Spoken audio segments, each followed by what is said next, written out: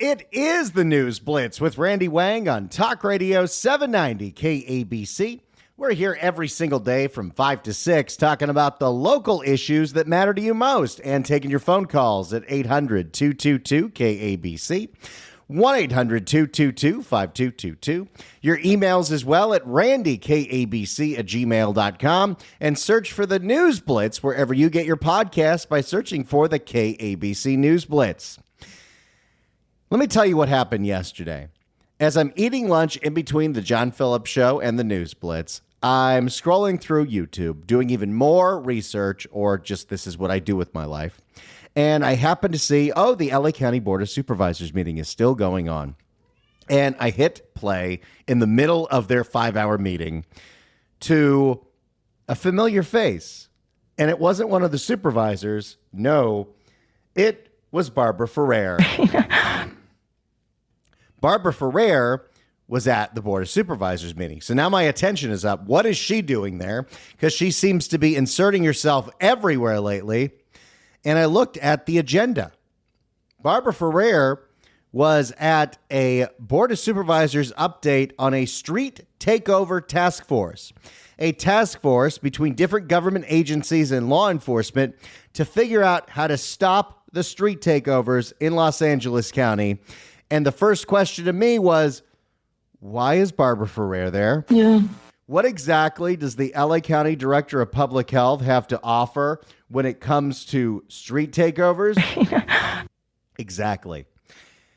And then I rewound the meeting to the beginning, and I was fascinated by exactly who was on this task force. We have David Carroll, who's Director of DYD with us. We have... that's the Department of Youth Development, which is an entire department dedicated to, I guess, after-school programs. But that's the department that the county envisioned taking over the custody of youth inmates once they close down all the juvenile halls, except that's against state law, so they actually can't do that. So I don't know what that department does. We have Steve Barger, who's the Deputy Director from DPW.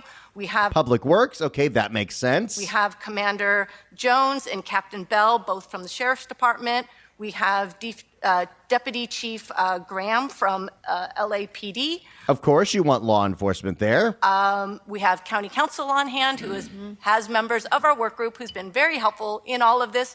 Dr. Barbara Ferrer from Public Health is with us. Why? Why is Barbara Ferrer there? Next slide. What does Barbara Ferrer have to add to the conversation of stopping street takeovers?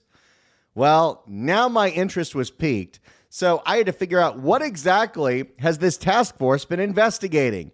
Let's find out together. Thank you. Carrie Miller, Branch Manager of the Policy Implementation and Alignment Branch for the Chief Executive Office. I'm here to walk you through... We have so many government employees in this county. What is her title again? Policy Implementation and Alignment Branch for the Chief Executive Office. Branch Manager of the Policy Implementation and Alignment Branch for the... Policy Brand Manager of the Policy Implementation Branch of the Chief Executive Officer of the county. That's a job. Branch Manager of the Policy Implementation and Alignment Branch for the Chief Executive Office. I'm here to walk you through the plan. Next slide, please. So for 3 months, they've been studying with all the different stakeholders how we're going to stop the street takeovers. Let's see what they found out. And also, this woman, whatever she's doing, doesn't know how to use PowerPoint. So as Fezia mentioned, we have worked with multiple stakeholders, community partners, advocates, resident advocates, multiple county departments and city departments on really the goal of significantly reducing illegal street takeovers and racing events in our... The goal isn't even to stop them, it's to just reduce them. But hey, got to start somewhere, right? In our unincorporated areas. We took a multifaceted collaborative approach to making sure that we're addressing this appropriately because we know it's a really complex problem. So we need to get every single government agency involved with this because I'm sure if you're looking at this as the average person, you would say, isn't this solely a law enforcement thing? You would think so, but no. That's going to take multiple efforts to move it forward. Next slide, please. So I'm going to walk through briefly. There's 6 goal areas. The plan that was submitted to the board has a lot more detail on it. This is just a high-level overview, but just wanted to give you a sense of the type of things that are in this plan. So under goal 1, which is increase. All right, what are the goals of the task force to get rid of the street takeovers? There's 6 of them.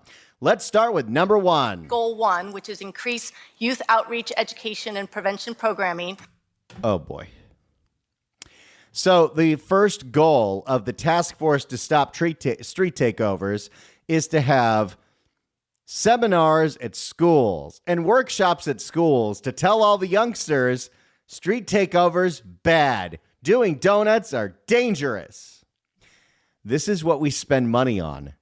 And just wait till you see the funding that goes into nonsensical programs like this. It reminds me of the COVID days when every time Gavin Newsom got an idea, he had all this magical money to go towards PSAs that would air on public radio and other radio stations that he had relationships with. Just thought about something. It's not for this show, but it's for another show. But it has to do with Gavin Newsom's very close relationship with a different radio company that's not this one. Because that company got all the PSA money and we didn't. And now that company is producing his podcasts. What's going on there? Youth outreach, education, and prevention programming. We have a number of efforts underway that work with youth who are in schools as prevention measures, education, outreach. What is this, red asphalt? Because I'm pretty sure that's something school kids already have to see, and that's already in a school budget. So you have money coming from either the county or the state that is now going to pay nonprofits to hold workshops to tell the kids, don't go to street takeovers. And that's going to solve the problem. Yeah, I don't think so. Looking at increasing educational resources and materials for teachers and those who are working with youth, and just looking at... So far, all we have seen in the goals of this task force is a whole bunch of programs and seminars and more money we can spend on nonprofits to hold nonsensical seminars that don't actually do anything. So great job so far. And just looking at other types of prevention programming that we can implement. How do you prevent street takeovers? With after-school programs, of course. With education. With telling the kids it's bad. Sure. That we can implement. Next slide. Goal 2 was install infrastructure and technological solutions. Okay. Goal 1 is a whole bunch of PSAs and nonsensical seminars. Goal 2, maybe change the design of some intersections, and that way they won't be so attractive to the idiots doing donuts and lighting cars on fire. The problem with that is you do it to one intersection, they move to the next one. So unless you're going to drastically change every intersection in the county, which would cost a ridiculous amount of money, that's not going to solve the problem. But at least it's kind of a fix for a specific neighborhood. Goal 2 was install infrastructure and technological solutions. We've been working very closely with our Department of Public Works to look at what types of centerline extensions, vertical delineators, medians, all types of stuff that we could implement. Get ready for traffic circles everywhere because you can't do donuts in a traffic circle. In our intersections that we have identified as high need, high impact. Maybe they'll have the ones like they have in Culver City where the radio station is, where everyone's confused why it isn't just stop signs, and people constantly don't know what they're supposed to do if they're trying to turn left there. High impact. Oh, and the trucks can't actually fit in the street now because of the little roundabout. That's fun, too. High impact. That would have a difference. In the plan, they actually outline, I think it's like 5 or 6 different corridor areas of where they're going to start with. A number of those fall in SD Supervisorial District 1, 2, and 4. So far we've got education and changing some of the layouts of intersections. That's going to solve this. Anything else for us? How about enforcement? We as a county want to make sure that we're taking a care first, jails last approach to all efforts, but we all... Of course. So this all means nothing because the county's approach to everything, and this is actually in the county code now, is care first, jails last. Doesn't matter that people have been killed and there's been so much mayhem from these events. Doesn't matter. no one's going to jail. We're going to find our way out of this problem. Care first, jails last, my ass. We as a county want to make sure that we're taking a care first, jails last approach to all efforts, but we also understand that there are types of enforcement efforts that are important as part of this strategy, as part of a comprehensive approach. And so we are very thoughtful about how do we do this in a way that stays within that framework. I think we've identified the framework of care first, jails last. I think we've identified a number of strategies here that will do that. We have members of law enforcement who can talk about this regional task force partnership across law enforcement agencies that they are working on expanding together. We have some work that we're doing in terms of amending county code to increase misdemeanor fines, looking at broadening definitions of reckless driving, and looking at how do we create some type of enforcement through administrative fees, as we talked about at the last meeting, for event organizers and spectators. So these things attract so much illegal activity. These street takeovers end up turning to lootings of convenience stores that are next to some of these things. But more fines and more fees, that'll do it. Somehow, I don't think so. Now, I will say there were a couple of things that made a little more sense that I heard in this task force briefing. A couple. They want the Board of Supervisors to send a signed letter to all the major social media companies telling them that they need to stop monetizing videos that are including illegal activity. And I don't know if you could actually enforce that, but I kind of love that. Because the incentive for the jackasses to do the donuts is that people round up the clicks on the TikToks and they make money from that. And the social media companies are making money from that. They are profiting off of criminal behavior. So if there's a way to do something about that, that would be great.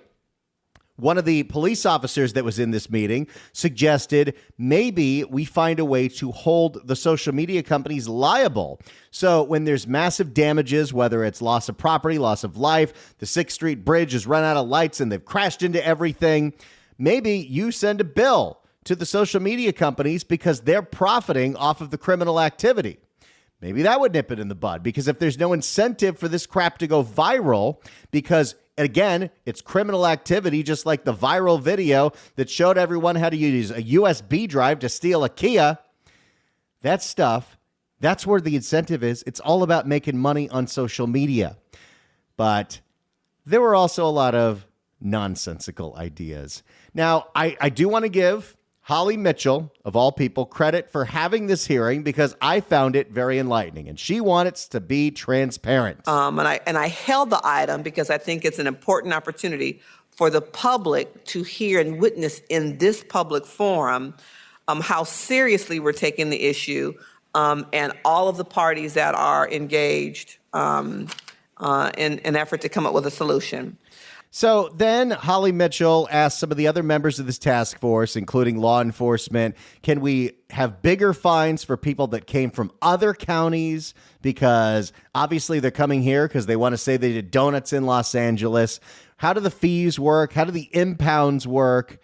And what are we doing with Public Works to change these intersections, which is a big game of cat and mouse? But what was really fascinating to me was when she talked to the Department of Youth Development, which is a thing, and then Barbara Ferrer. To public health and DYD and to our community-based organizations that are here. I know that we're on the prevention side. We're looking at intervention in schools and parks and other public places. More seminars in school. More get everyone into the gymnasium for an assembly. That's going to do it. I can tell you, as a school-aged kid, I didn't pay attention to any of those. I was paying attention to my Game Boy because there were Pokemon to be caught. And parks and other public places. Can you kind of expand on kind of the highlights, what excites you most about what those interventions might look like? Sure, and thank you for having us here today, supervisors. DYD is actively holding community workshops to listen, engage, and influence the behavior of youth and community. How's that working out? Because the street takeovers are more and more and more every single year. But don't worry, these community workshops are telling the kids not to go and not to participate. This is the kind of nonsense we waste money on.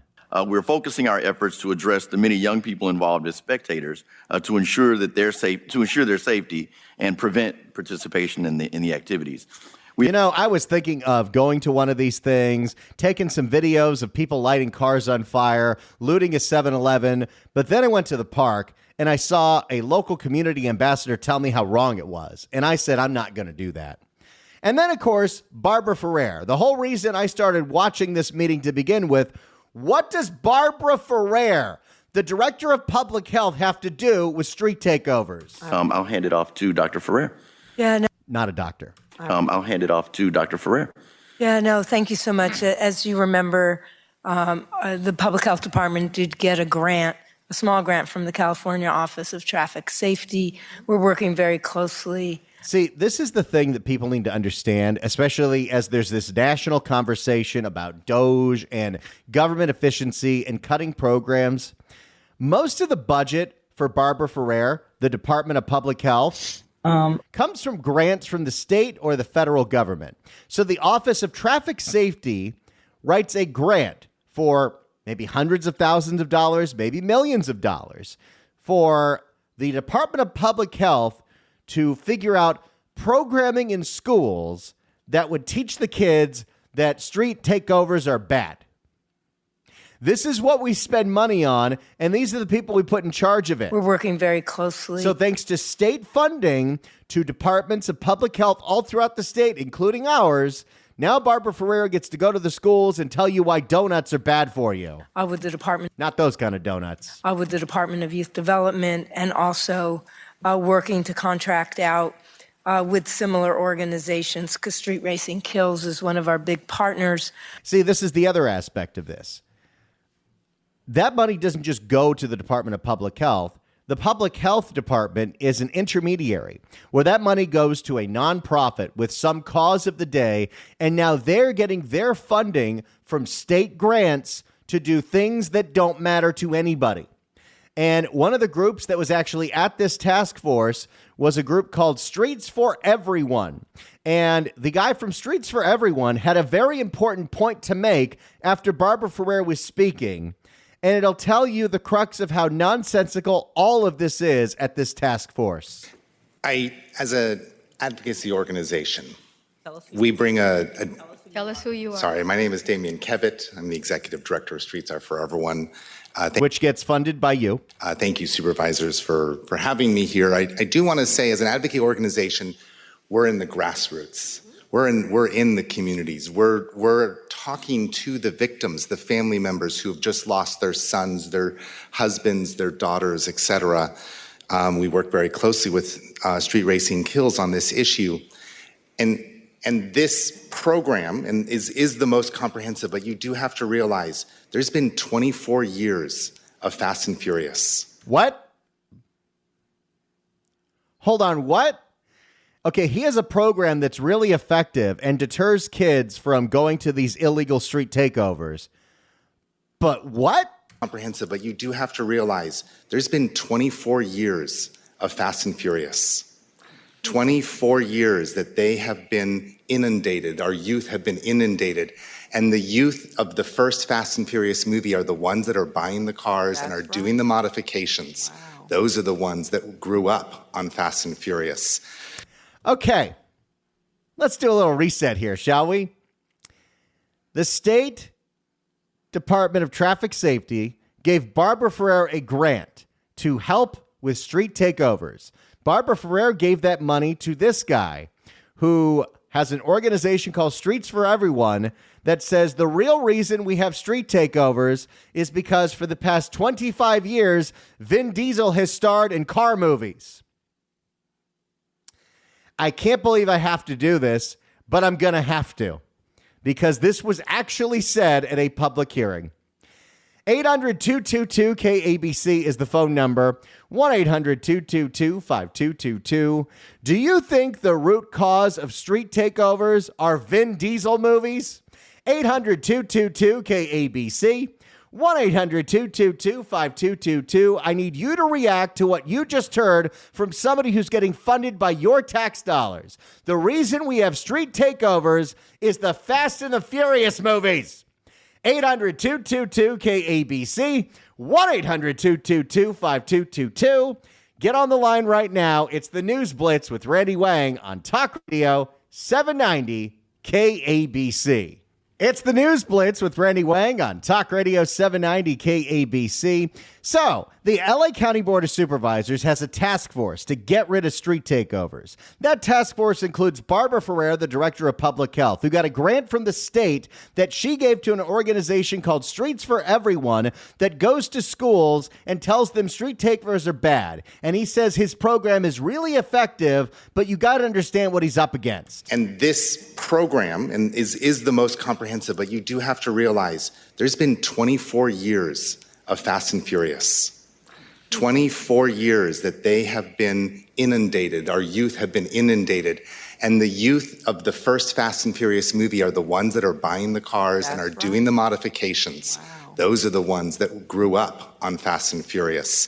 I can't believe I have to ask this, but I'm going to have to. Do you think the Vin Diesel movies are to blame for the street takeovers in Los Angeles? 800-222-KABC, 1-800-222-5222. Somebody who's getting paid with your tax dollars told Holly Mitchell, and she agreed, the reason we have street takeovers is the Fast and the Furious franchise, including Too Fast, Too Furious, and Tokyo Drift. I haven't actually seen any of these movies, and I'm proud of that fact. 800-222-KABC, 1-800-222-5222. Are the Fast and the Furious movies to blame for street takeovers in Los Angeles? 800-222-KABC. If you're on hold, stay on hold. We're going to you next. It's the News Blitz with Randy Wang on KABC. Doesn't matter what's under a hood. The only thing that matters is who's behind the wheel. It's the News Blitz with Randy Wang on Talk Radio 790 KABC.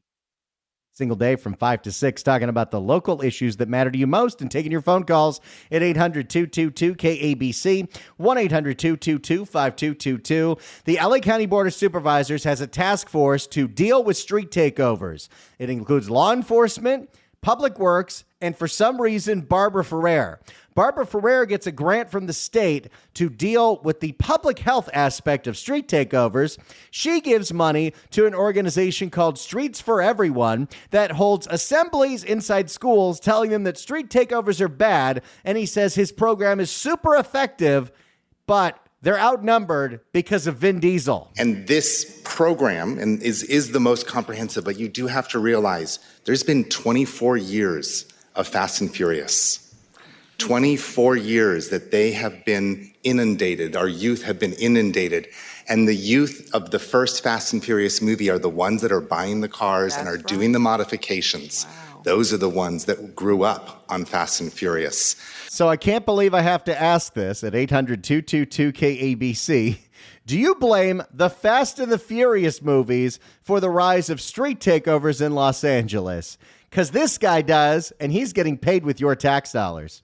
Let's go to Thomas in Burbank. Thomas, hello. Thomas. Yeah, I'm here. Hey. Hello. I'm here. You're on the air. Yeah, I'll take all these people's jobs and their salaries, please, except for the police. The solution is really pretty simple, and no one is talking about it. You need to find a defunct racetrack and basically take it over and designate areas for, the donut makers and the drag racers and this and that, and make this whole thing official. Make it a business, whatever. Have the schools announce every Monday who was the best donut maker at the racetrack. Have designated spectator areas that make it all safe. Charge a nominal fee for people to enter their vehicles and for spectators to come and watch, make sure the parents are involved, etc. You could even get sponsors, equipment makers, aftermarket equipment makers for these vehicles would love to probably participate in something like this, but you're never, ever going to solve it with all this ridiculousness that they're talking about. It's just absolutely a joke. The racetrack is the safest place to do anything that involves 2 or 4 wheels that is illegal. And that's just the bottom line. It's where the ambulances are. It's where there's safe runoff area when you make a mistake. And at the same time, the city could designate or create another task force of someone that monitors specific intersections that seem to create these problems and have them monitored. You have where someone shoots a pistol and it sets off alarms and designates the area. You could do the same thing when someone starts doing donuts. The noise level is just extreme. So that could set off an alarm on a TV screen or monitor in their mayor's office or something, and they could send a special task force of officers that know how to deal with the situation correctly instead of stand around or chase 20 cars at the same time with one unit. And they could go in and handle the situation, double all the fines and penalties so that it makes it an absolute just no-brainer to go and do this somewhere on the street and put it all on the track. It's an interesting thing that you bring up, and thanks for the call, Thomas, because that's another thing that's being debated in the task force. And apparently they approached Irwindale, and that racetrack just went out of business, and they wanted nothing to do with it. I guess the liability and the insurance of having people do all these dangerous stunts is not something they're willing to take up on. Maybe they'll find a place for this, and maybe some of the people that go to these things would be interested, but I happen to believe the vast majority of the people that attend these events are attending it for the fact that it's illegal activity, because it's one thing to look at donuts, but they also light cars on fire and they loot 7-Eleven. So how exactly are we going to legalize that behavior? But that is an angle that they are exploring, so we'll be following that. 800-222-KABC is the phone number. Do you blame Vin Diesel for the rise in street takeovers? Because the county apparently does. Let's go to Bill in L.A. Bill, hello. Yeah, hi.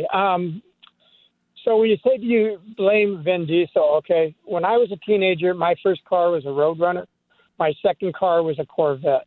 So I had hot rods. I had driver's ed in school. Driver's ed taught me how to drive correctly and legally. What's happened is school doesn't offer this anymore. You don't have it tied to good grades or anything else like that. There's no incentive to make kids think the right way. The parents aren't being parents and doing the responsibility that they have. I taught my kids how to drive, and my kids are good drivers. But other people just leave it to other people, and you will pay someone to teach you to drive. Where's the values?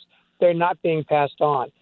The same thing is happening when you're dealing with other things like running stop signs and cutting people off and turning right on the inside of another car that's already turning right.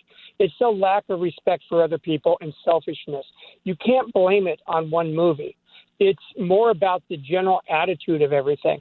Decriminalization. You should lose your car if you aren't doing things right. You should lose your license. To hell if you have to ride the bus. So what? You did something wrong? Tough. If you do something wrong and you're here illegally, you should be deported from our country. It's a privilege to be in this country. Sorry, I went off target. Well, it's interesting that you say that, Bill, because one of the things that was discussed at this meeting is Hilda Solis wondering if the reason there's been so much fewer street takeovers in East LA is because of the fear of ICE raids. So that's a fascinating thing you bring up right there. Thanks so much for the call.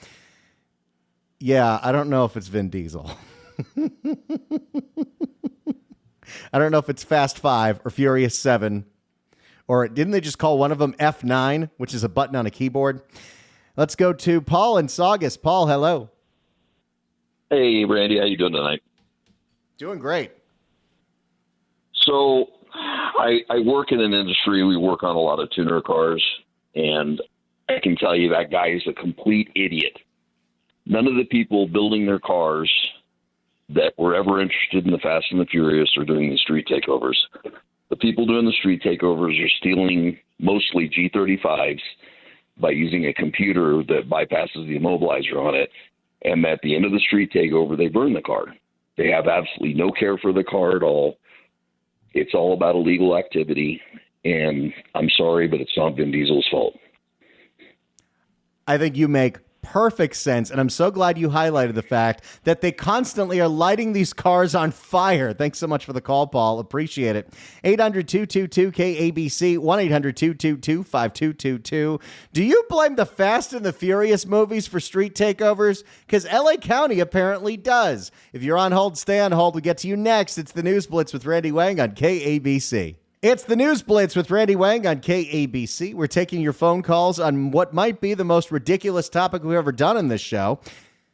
Do you blame Vin Diesel in the Fast and the Furious movies for street takeovers? Because the LA County Task Force does. Thanks to Barbara Ferrer. Let's go to Ray in Torrance. Ray, hello. No, I think it's more young and dumb, which leads to it. And one of your prior callers was right on when he was talking about, you raise your kids right, you surround them with good kids, and they're not going to go out and do these stupid things because, kids don't understand consequences of what they're doing. And it's completely ridiculous. And guess what? What family member of Barbara Ferrer is doing that nonprofit? That's a really good question. I'm telling you, if we investigated every single contract, every single grant, thanks for the call, Ray, every single piece of money that goes out from the state to fund nonsense. How much money is going towards this guy telling Holly Mitchell, blame Vin Diesel?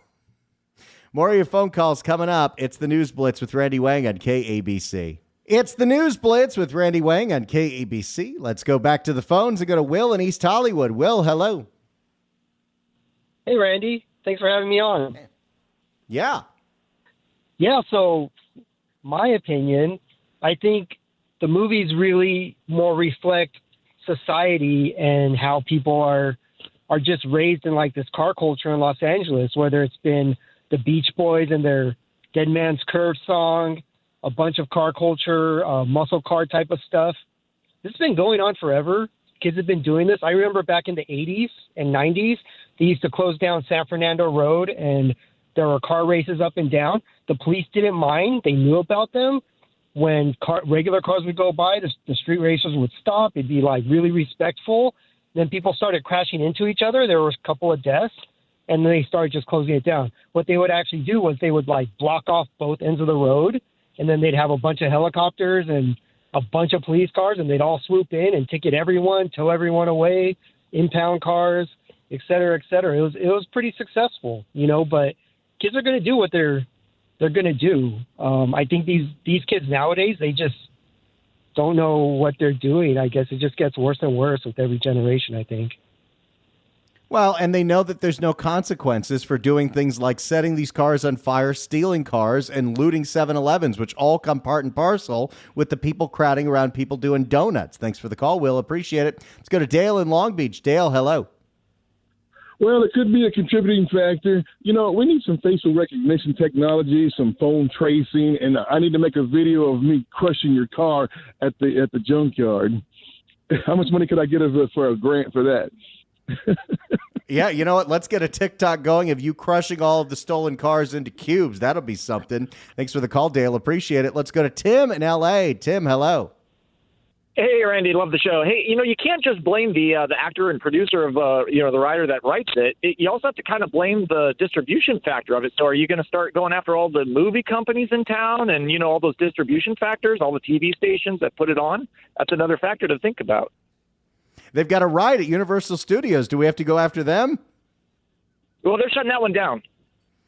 No, they're building a new one. They're closing the one that's on the studio tour, but they're building a whole Fast and Furious roller coaster, which I guess is going to be a bad influence on those kids. Oh, boy. Well, there you go. Maybe it's a safer spot. Thanks so much. Thanks so much for the call, Tim. Appreciate it. If the Fast and the Furious movies really are to blame for influencing these kids, my question is, as far as I know, the first movie was kind of about street racing, But wasn't the 6th movie or the 7th movie where they jump a car from one skyscraper to another skyscraper? I haven't seen any of the down-ass kids doing that. Thank you all so much for this enlightening conversation about the idiotic things we spend money on in the county of Los Angeles and the state of California.